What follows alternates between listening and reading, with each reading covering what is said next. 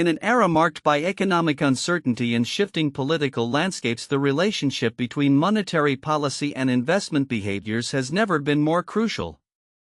Recent discussions have highlighted the significant role that uneven investment plays in the transmission of monetary policy, particularly in the context of rising inequality. This phenomenon is not just a financial concern, it reverberates through our social fabric, influencing how individuals perceive themselves and interact with one another.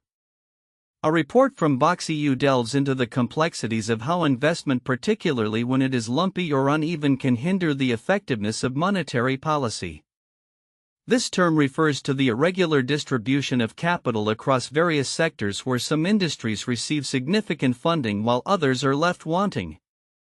Such disparities can lead to inefficiencies in how monetary policy impacts the economy at large.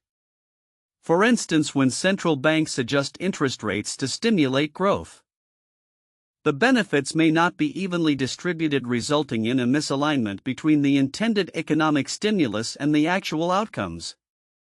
This uneven investment landscape is further complicated by social factors. As the world grapples with rising inequality, a concurrent boom in cosmetic surgery has emerged, as noted in a recent analysis by Social Europe. The surge in procedures, up 40% globally in just 4 years, can be traced back to the social pressures exacerbated by economic disparities. The increasing prominence of social media, which often showcases idealized beauty standards, has intensified competition among individuals to conform to these norms. This has led to a situation where cosmetic enhancements are not merely a personal choice but a social imperative driven by the desire to maintain status in a competitive environment. The interplay between economic conditions and personal choices extends beyond the realm of cosmetic procedures. In the political sphere, recent developments surrounding the role of the presidency in fiscal management have raised eyebrows. Former President Donald Trump's administration, through figures like Russell Vought, has sought to reassert significant executive power over budgetary decisions by utilizing a controversial practice known as impoundment. This approach allows a president to withhold funds appropriated by Congress, effectively shifting power from the legislative to the executive branch. As Vought stated during his confirmation hearing, the authority to impound funds has been exercised by previous administrations but has become contentious in the current political climate. Critics argue that such moves undermine the checks and balances fundamental to the U.S. political system. As the Federal Reserve navigates these turbulent waters, it faces pressures from both political figures and economic analysts. With Trump advocating for interest rate cuts to stimulate the economy, the Fed is poised to remain steadfast in its current policies, prioritizing stability over political influence. The potential implications of this tension between monetary policy and executive power are profound, affecting everything from job growth to inflation rates. The convergence of these themes illustrates a broader narrative. The challenges posed by inequality and uneven investment are not merely economic but also deeply entrenched in the socio-political landscape. The outcomes of these issues can shape societal values and individual identities, leading to a cycle of competition and, in many cases, discontent. Looking ahead, the ramifications of these developments will likely continue to unfold, demanding attention from policymakers and citizens alike.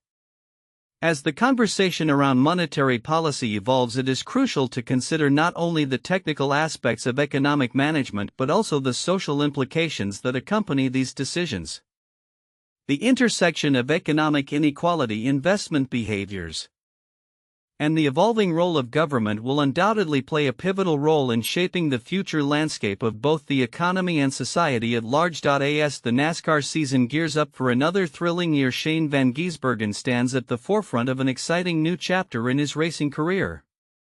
Transitioning from the Australian Supercars series to a full-time position in the NASCAR Cup Series, Van Gisbergen's journey has captured the attention of motorsport fans around the world. With the prestigious Daytona 500 on the horizon, the three-time Australian champion reflects on his meteoric rise and the challenges ahead. Just a year and a half ago, Van Gisbergen made his NASCAR debut at the inaugural Chicago Street Race, a venture that would fundamentally alter his career trajectory. Introduced to American audiences by Trackhouse Racing and co-owner Justin Marks.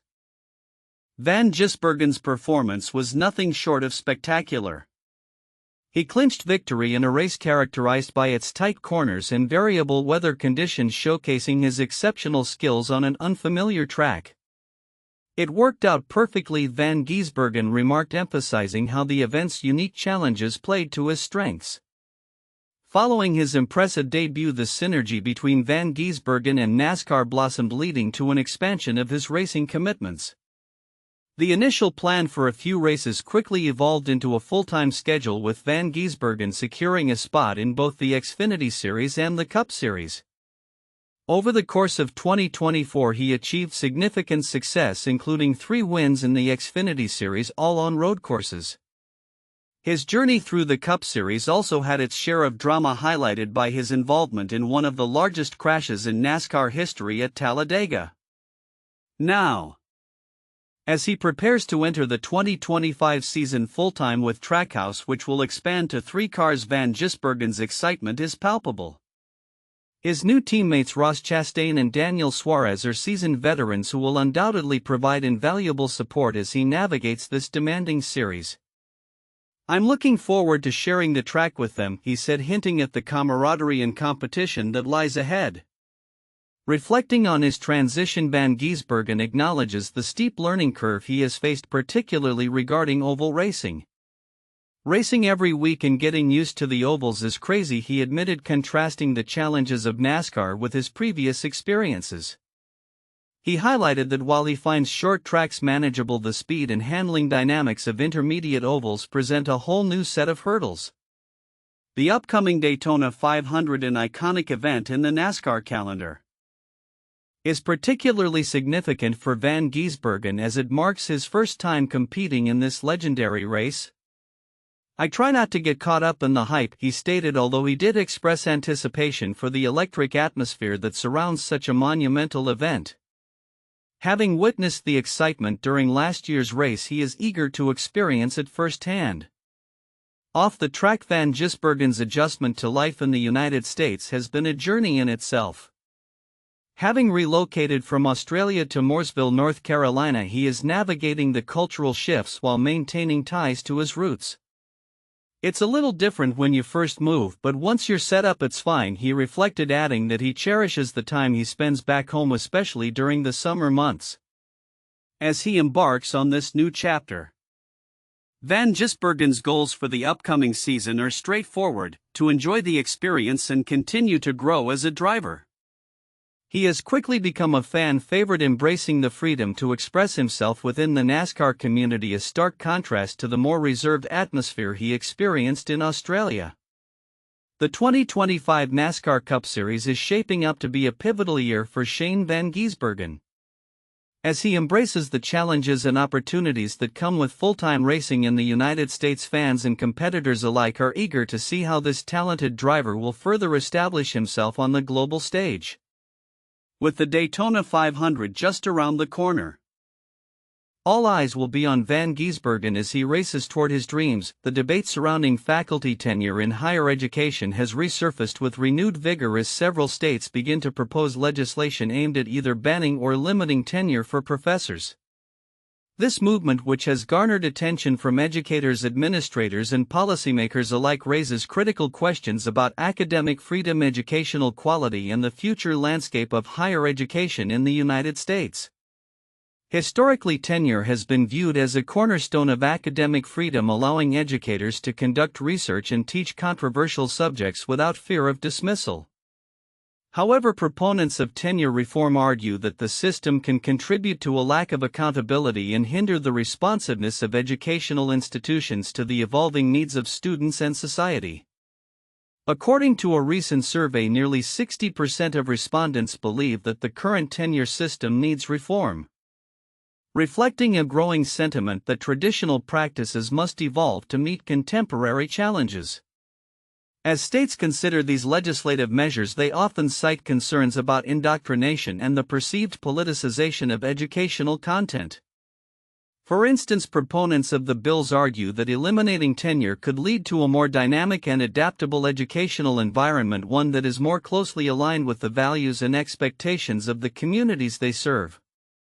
We need to ensure that our institutions are accountable to the taxpayers and the students who rely on them, stated a key supporter of the proposed legislation in a recent interview.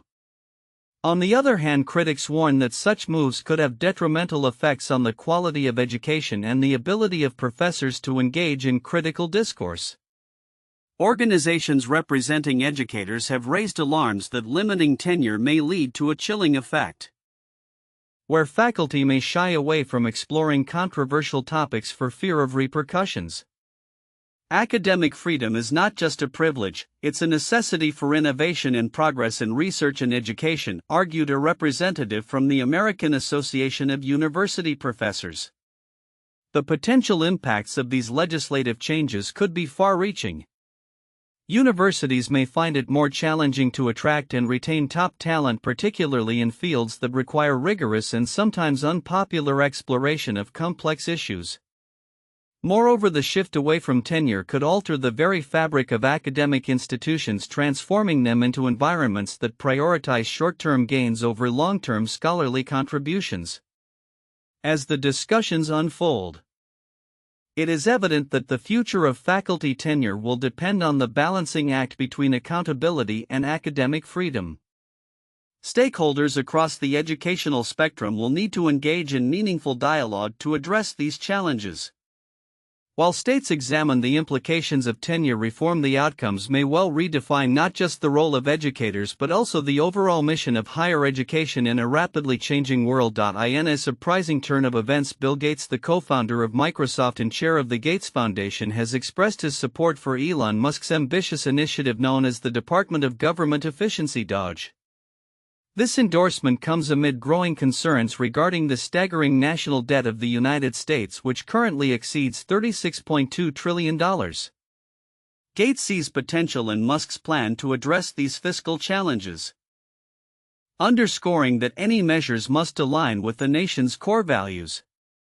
During an interview with the Wall Street Journal, Gates indicated that he is receptive to Musk's proposals to streamline government spending, which Musk claims could potentially cut as much as $2 trillion from the federal budget.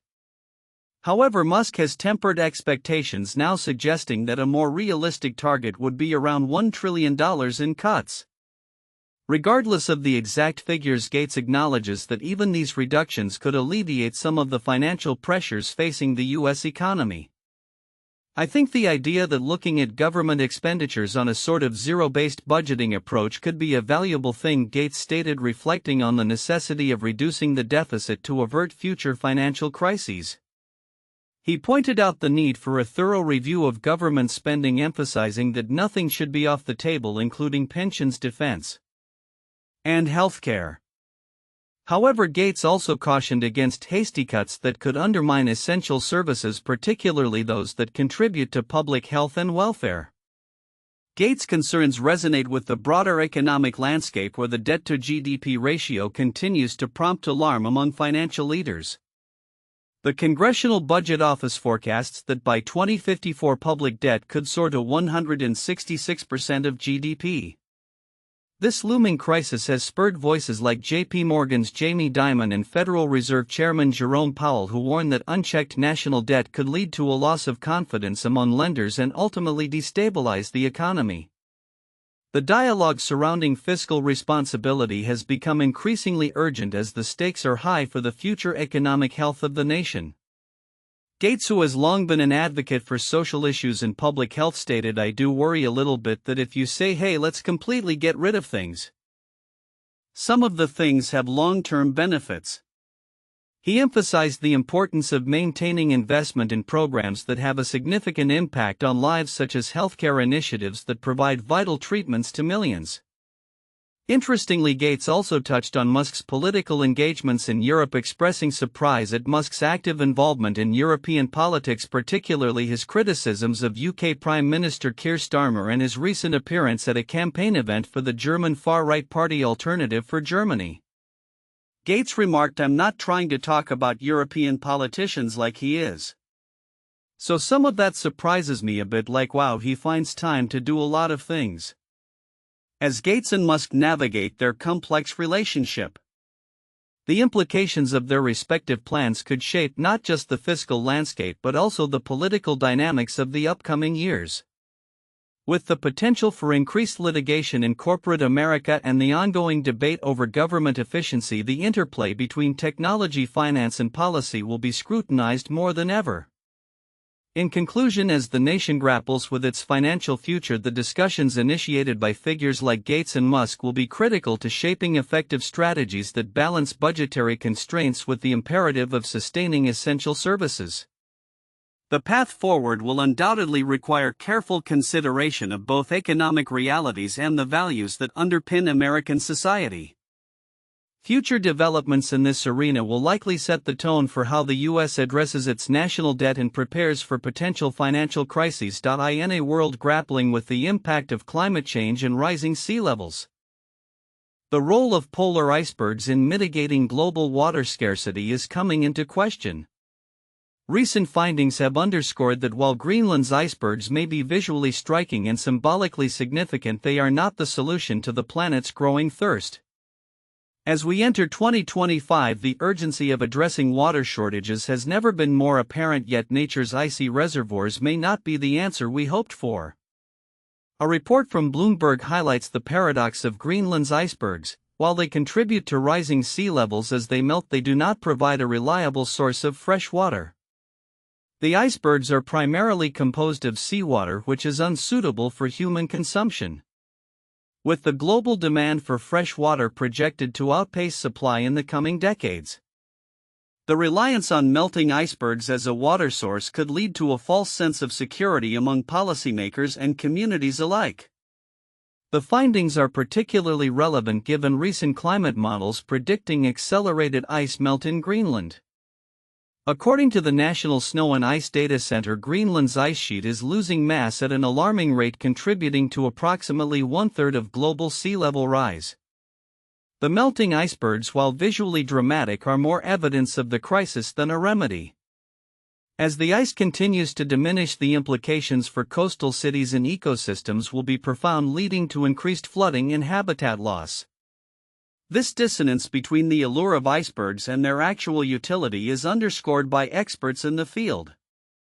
Icebergs are not a sustainable water source, said Dr. Jennifer Francis, a leading climate scientist. While they may seem like a natural reservoir, they are a finite resource, and their melting is a symptom of a much larger problem. The repercussions of this situation extend beyond just water scarcity. As communities vie for dwindling resources, the potential for conflict increases. Regions that already struggle with water access may find themselves in increasingly dire situations as climate change exacerbates the issue. The situation raises critical questions about how nations will manage water resources in the future, especially in the face of shifting climates and populations. In light of these challenges, there is an urgent need for innovative solutions. Investment in infrastructure for water conservation, advanced desalination technologies, and sustainable agricultural practices could provide pathways to alleviate some of the pressures from water shortages. Additionally, global cooperation will be essential to address these shared challenges. In conclusion, as we move further into the 21st century, the narrative around polar ice and its potential to quench human thirst must shift. While the beauty of Greenland's icebergs captivates the imagination, they are not the sustainable solution to the looming water crisis. Instead, a re-evaluation of our approach to water management and climate action is imperative. Only through proactive measures and global collaboration can we hope to secure a stable water future for generations to come. In a move that could reshape the landscape of global health, former President Donald Trump has signed an executive order signaling his intent to withdraw the United States from the World Health Organization (WHO). This announcement, made on January 20, 2025, raises significant concerns about the future of international collaboration in addressing health crises, particularly in the wake of the COVID-19 pandemic. The WHO, established in 1948 and comprising nearly 200 member states, plays a crucial role in coordinating global health initiatives responding to pandemics and ensuring equitable access to healthcare. Trump's withdrawal, echoing a similar attempt during his previous administration, is rooted in his criticism of the organization's handling of the COVID-19 crisis and what he perceives as an unfair financial burden placed on the U.S. As the largest contributor to the WHO, the U.S. provides substantial voluntary funding earmarked for specific projects, but Trump contends that this disproportionate financial commitment is unjustified. Critics of the withdrawal argue that the WHO, despite its imperfections, has been instrumental in managing health emergencies and disseminating vital information. Tanya Lewis, a senior editor at Scientific American, highlighted the organization's role in communicating critical data such as the genetic sequencing of SARS-CoV-2, which has been pivotal in the fight against COVID-19. "If we leave, it will create a vacuum that China will probably fill," Lewis cautioned, underscoring the potential geopolitical ramifications of the U.S. exit. The consequences of this decision could extend beyond political maneuvering, affecting public health responses worldwide. Many low and middle-income countries lean heavily on the expertise and resources of U.S. health agencies such as the CDC. Without U.S. engagement in the WHO, these nations may struggle to combat disease outbreaks and improve healthcare accessibility. As Lewis pointed out, viruses and diseases do not respect borders, emphasizing the interconnected nature of global health threats. As the world grapples with the ongoing threat of bird flu, the importance of coordinated international responses becomes even clearer. The U.S. Food and Drug Administration has already issued new regulations for pet food manufacturers in light of H5N1 cases linked to raw food products. Experts warn that clear communication and collaboration through the WHO will be essential in managing health risks posed by emerging diseases. In parallel, the scientific community remains focused on pressing health issues, including cardiovascular disease, which continues to be the leading cause of death in the U.S. According to the American Heart Association's 2025 statistics update, heart disease fatalities have risen to 941,652 in 2022, with alarming trends in risk factors such as obesity and hypertension. Dr. Keith Churchwell, the association's volunteer president, emphasized the urgency of addressing these health crises, stating, "Too many people are dying from heart disease and stroke, which together kill more people than all cancers and accidental deaths combined." Moreover, the recent recognition of Professor David Tillman with the National Medal of Science for his contributions to biodiversity research highlights the intersection of environmental health and public health. Tillman's work underscores the critical role of biodiversity in creating resilient ecosystems, which are essential in mitigating the impacts of climate change and ensuring sustainable food systems. As the U.S. contemplates its role in international health governance, the implications of withdrawing from the WHO could reverberate through both global health systems and domestic public health outcomes. The importance of collaboration and shared knowledge in combating health crises cannot be overstated, particularly as the world faces increasing threats from infectious diseases. The coming months will reveal whether the U.S. will maintain its commitment to global health or step back from a critical leadership role shaping the future of public health for years to come. In the realm of materials science, innovative approaches to enhance the mechanical properties of polymers are transforming applications across various fields, from soft robotics to rehabilitation devices. A recent study published in Nature reveals a groundbreaking development: the creation of tensegrity-inspired polymer films that exhibit progressive bending stiffness through a novel multipolymeric patterning technique. This research, led by a team from the Nagoya Institute of Technology, opens new avenues for designing materials that mimic the complex behaviors found in natural structures. The study, authored by Rikima Kawata and colleagues, addresses a significant gap in polymer research. While advancements in uniaxial stress-strain behaviors have been widely explored, the team notes that polymer materials with enhanced stiffness under bending have received markedly less attention. This gap is particularly relevant as many practical applications, such as in soft robotics and medical supports, require materials that can adapt their stiffness dynamically in response to varying loads. Drawing inspiration from membrane tensegrity structures which achieve stability by balancing compressive forces in rods with tensile forces in membranes, the researchers set out to develop a functional polymer film. Notably, these structures can exhibit increased stiffness when subjected to bending forces. By employing a multi-polymer patterning technique, the team successfully created a polymer film that not only incorporates macroscale rods and membranes with differing elastic moduli but also demonstrates the ability to stiffen progressively as bending occurs. This design allows the films to maintain a compact structure with a thickness of less than 1 mm, making them suitable for a range of applications. Kawada highlighted the potential applications of these films, stating in advanced applications like soft robotics, the grip strength for object handling can be enhanced by adding out-of-plane stiffness to membranes. Moreover, in everyday contexts, they hold promise for use in sports and rehabilitation braces, where tailored support strength can significantly improve safety and effectiveness in injury prevention and recovery. The experimental approach utilized a combination of two photocurable monomer solutions and a commercial liquid crystal display LCD printer for precise polymer patterning. This technique enabled the team to create samples with distinct mechanical properties, allowing for comprehensive testing of their bending behavior. Results showed that the polymer films exhibited significantly different deformation behaviors when subjected to loads, with the tensegrity pattern samples maintaining structural integrity and demonstrating enhanced load-bearing capabilities compared to non-pattern samples. The findings indicate that the increase in bending stiffness can be attributed to two primary mechanisms: the tensile forces generated as the rods protrude from the membrane and an increase in the second moment of area in regions experiencing maximum curvature. This dual mechanism enhances the material's ability to resist deformation, showcasing a sophisticated response to applied forces. Looking ahead, the researchers suggest that further studies could enhance these materials by exploring new polymer combinations and intricate geometric patterns. This could lead to even more refined mechanical responses tailored to specific applications.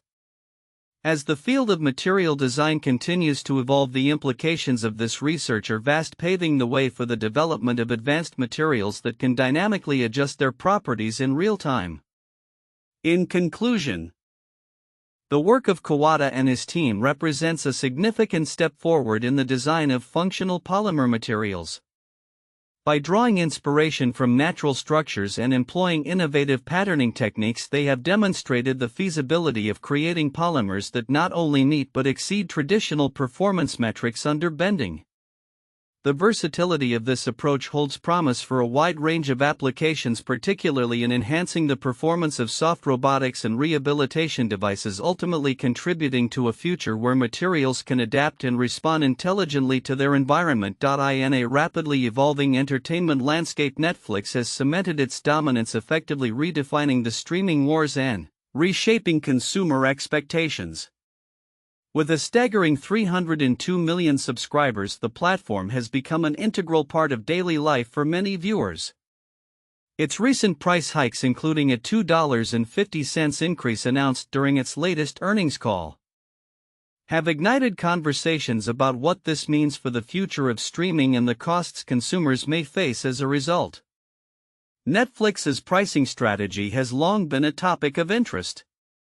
Over the past 13 years, the standard monthly fee for an ad-free subscription has surged from $7.99 to $17.99. The company justifies these increases by citing the need for continued investment in high-quality programming and content, a sentiment echoed by co-CEO Greg Peters. "We earn right now only 6% of the revenue opportunity in the countries and segments that we currently serve," Peters noted, highlighting Netflix's ambition to expand its market share by enhancing its offerings. However, the real question looms: why does Netflix continue to raise its prices? The answer lies in its unique position within the streaming ecosystem.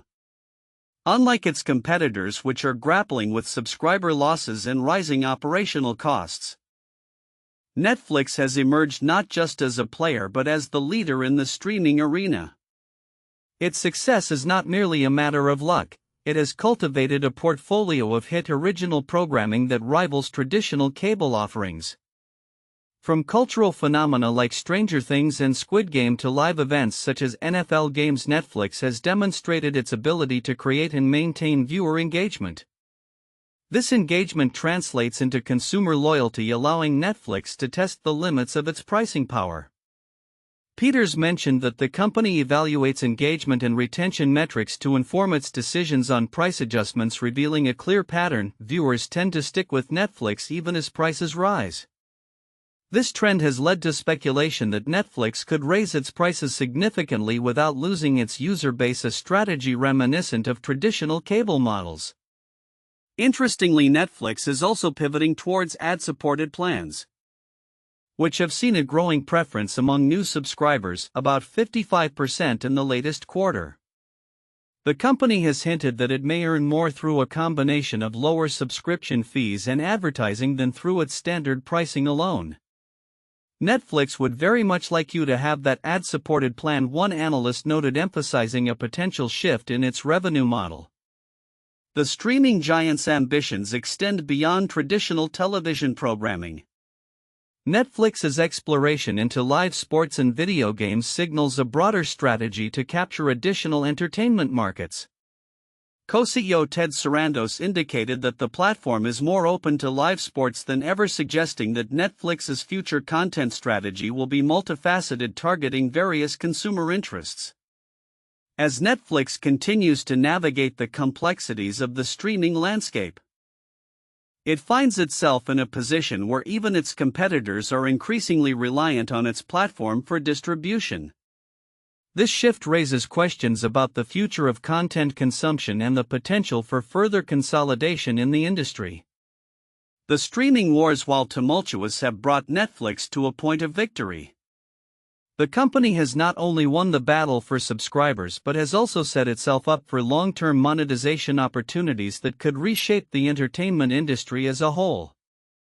As consumers brace for the implications of these pricing strategies and the evolving nature of content delivery, one thing is clear: Netflix's reign is far from over, and the coming years will likely see it pushing the boundaries of what subscription-based entertainment can entail. In an increasingly interconnected world, diplomatic relations play a pivotal role in maintaining global stability. Recent developments in China's foreign affairs highlight both the complexities and the potential for collaboration among major nations. On January 27, 2025, the Ministry of Foreign Affairs of China held a press briefing in Beijing where officials provided updates on the country's diplomatic engagements. The session underscored China's commitment to fostering international dialogue even as it navigates a landscape rife with geopolitical tensions. During the briefing, foreign ministry spokespersons emphasized China's dedication to enhancing relations with various countries, notably in light of ongoing discussions with Indian diplomats. Both sides have expressed a desire to improve bilateral ties. Although there was conspicuously no mention of the long-standing border disputes that have historically strained relations between the two nations, this omission raises questions about the sincerity of the diplomatic overtures and whether substantive dialogue can truly progress outside the shadow of territorial conflicts. In parallel, the Canadian International Council has taken steps to broaden discussions on global policy through its publication, The International Journal. Established in 1946, the journal aims to provide a platform for informed analysis of international relations, reflecting on challenges such as climate change, pandemics, and the shifting dynamics of global power. The new editorial team is committed to diversifying contributions, inviting voices from academia and policymaking to enrich the discourse. The juxtaposition of China's diplomatic initiatives and Canada's scholarly pursuits illustrates a critical point: the necessity for comprehensive dialogue that transcends mere rhetoric. As the international community grapples with pressing issues, the ability to engage in constructive conversations is vital. The Canadian International Council's focus on inclusivity in discussions mirrors the call for deeper engagement between China and India, suggesting a potential path forward for resolving disputes through cooperative dialogue. As the world looks on, the outcomes of these diplomatic efforts remain to be seen. The complexities of international relations necessitate patience and continued engagement from all parties involved. Observers will be keen to gauge whether the current talks can lead to tangible improvements in Sino-Indian relations or whether they will remain mired in historical grievances.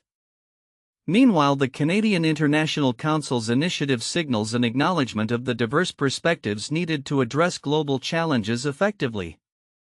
In conclusion, while the press briefing from China's Ministry of Foreign Affairs and the Canadian International Council's efforts signal a desire for dialogue and understanding, the true test will lie in the ability of nations to move beyond entrenched positions and foster an atmosphere of collaboration. As international dynamics continue to evolve, the world will watch closely to see how these discussions shape the future of global diplomacy. Recent discoveries in astrophysics have unveiled intriguing possibilities regarding the formation of habitable planets in the early universe, suggesting that such worlds may have emerged much sooner than previously believed. A study highlighted by New Scientist indicates that rocky planets capable of supporting liquid water could have formed as early as 200 million years after the Big Bang, primarily from the remnants of the universe's first supernovae. This finding challenges our understanding of cosmic evolution and the conditions necessary for life. Traditionally, astrophysicists posited that planet formation began in earnest when supernovae released enough heavy elements to create planetesimals, the building blocks of rocky planets, around stars. Our solar system, for instance, formed when the universe was approximately 9 billion years old, with the oldest known planet emerging about 1 billion years after that. However, the new research suggests that the conditions in the early universe were conducive to the rapid formation of planetary bodies, potentially allowing life to take root much earlier than previously thought. Astrophysicist Jonathan O'Callaghan, who authored the report, notes that this discovery could have profound implications for our understanding of life beyond Earth. If habitable planets could form so early in the universe's history, it raises questions about the prevalence of life elsewhere. He stated, "We may not be alone in the universe after all." This paradigm shift in thinking about planetary formation aligns with ongoing advancements in our understanding of the cosmos. As researchers continue to explore the early universe, the implications extend beyond mere planetary science. They touch upon the fundamental questions of existence and the conditions needed for life to flourish. In another notable development in the realm of physics, the journal Science recently recognized a groundbreaking discovery in the field of magnetism, specifically the phenomenon known as altermagnetism. This new concept was identified by researchers at Johannes Gutenberg University, Mainz, marking a significant advancement in the understanding of magnetic properties. Previously, physics had largely categorized magnetism into two types: ferromagnetism and antiferromagnetism. The researchers at Mainz proposed altermagnetism as a third type, characterized by alternating magnetic moments that retain the antiparallel alignment seen in antiferromagnets while simultaneously exhibiting a spin-polarized current like that of ferromagnets.